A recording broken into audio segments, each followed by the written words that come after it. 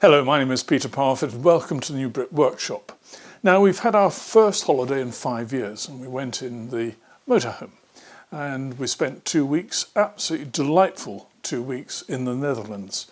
But in that time we learnt a lot about the kit that we'd taken with us, and part of that kit was stuff that I had made. Now, just behind me I've got my cook table, and I made a video about the construction of this a little while ago, but we found it was too big, so I had to make it a bit smaller, and that led to other considerations. I'm going to take you through all of that now. Now, the idea of the cook table is that when it's in use, the cooking kit goes on top, and when it's not in use, it goes in the garage of the motorhome, and underneath it goes the microwave oven and the hob.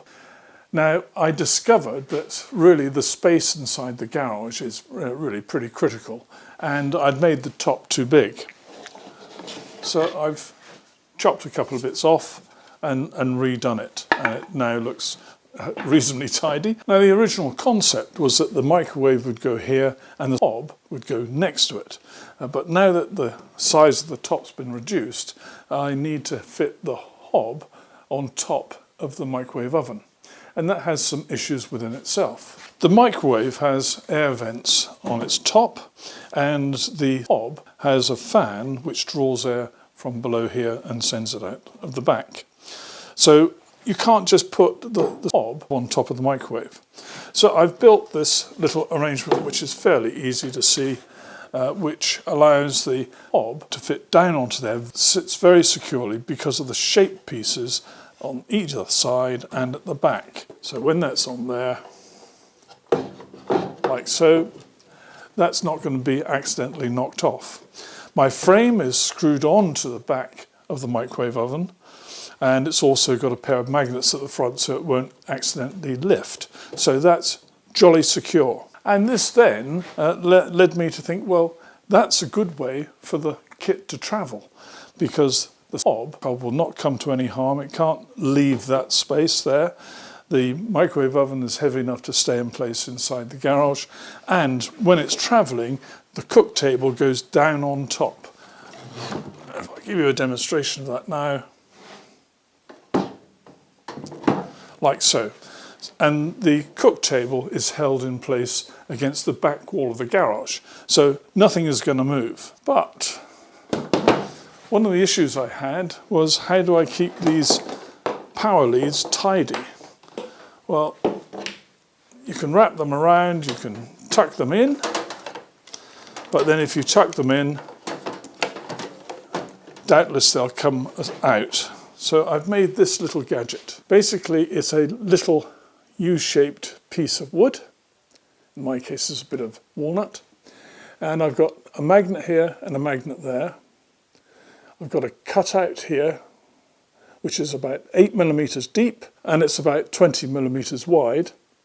And I've got a piece of nylon string going through so I can lift this off easily.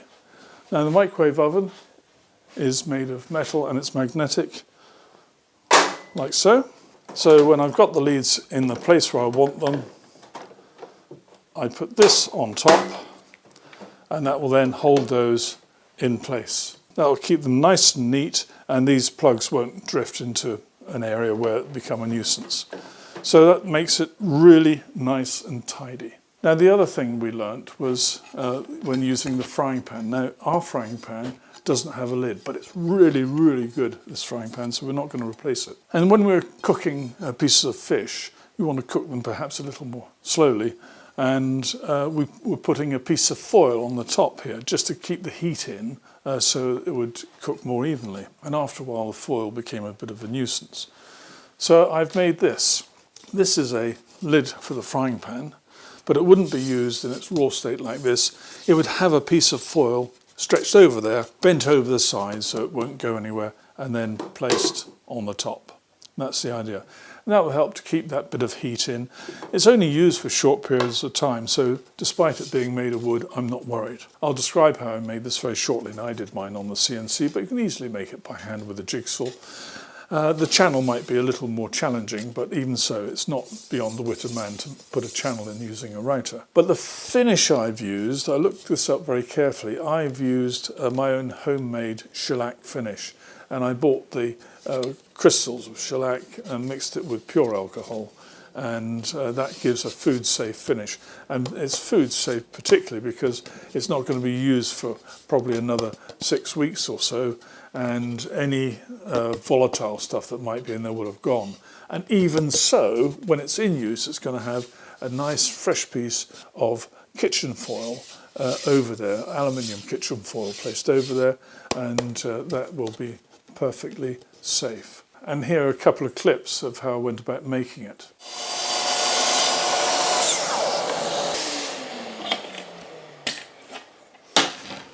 Now, using the track saw cutting station to cut sheet goods, or in fact any bits of timber, is an absolute doddle, and you get it perfectly at right angles. Absolutely spot on. Now, because I've got a small CNC, I'm going to cut this shape out using that. But if you don't have a CNC, you can do it by hand using a jigsaw, then sanding, and possibly using a router to make the channel, which I'll show you in a minute.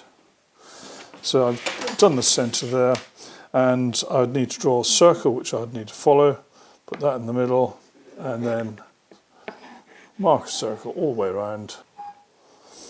There's my circle marked, and I'd cut that with a jigsaw.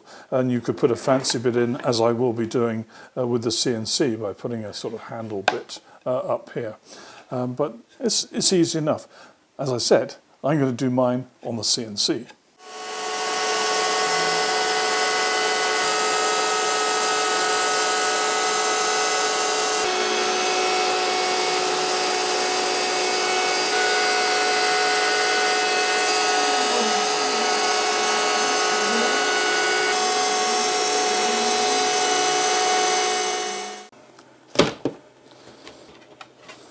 And there we have my shape, a little handle bit here, the channel which will fit over the edge of the frying pan with a little bit of material on the outside of that. It needs a little bit of sanding and then finishing. And I've got a small hole here so it can be hung up.